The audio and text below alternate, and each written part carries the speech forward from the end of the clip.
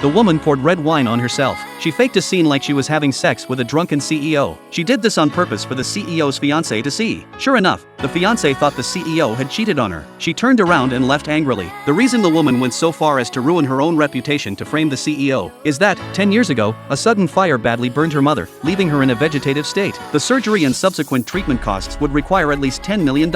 At her most desperate moment, a man suddenly came to her side. The man was the CEO's cousin. He offered to pay for her mother's treatment. The condition was that she must work to bring down the CEO's company. In order to save her mother, she had no choice but to agree to cooperate with him. She meticulously planned to frame the CEO. The CEO mistakenly thought he had hurt her. To make it up to her, he arranged for her to work at his company, One High Group. On her first day at work, the secretary noticed that the CEO didn't actually like the woman. Rumors spread that the woman had seduced her way into the job. To curry favor with the CEO's fiancé, the secretary maliciously targeted the woman. She poured glue onto the woman's chair. When the woman went to the bathroom to clean herself, the secretary and others blocked her inside, claiming they were punishing her for the CEO's fiancé. She took the opportunity to call the CEO for help. Meanwhile, the CEO was thinking about how to explain things to his fiancé. Suddenly, he received the woman's distress call. Realizing she was in danger, he rushed out to find her. Luckily, his cousin happened to arrive, so the secretary stopped bullying her. The secretary proudly claimed they were teaching the woman a lesson on behalf of the future CEO's wife. She told the cousin, who was a company supervisor, to mind his own business. In response, the cousin slapped the secretary. Everyone was stunned.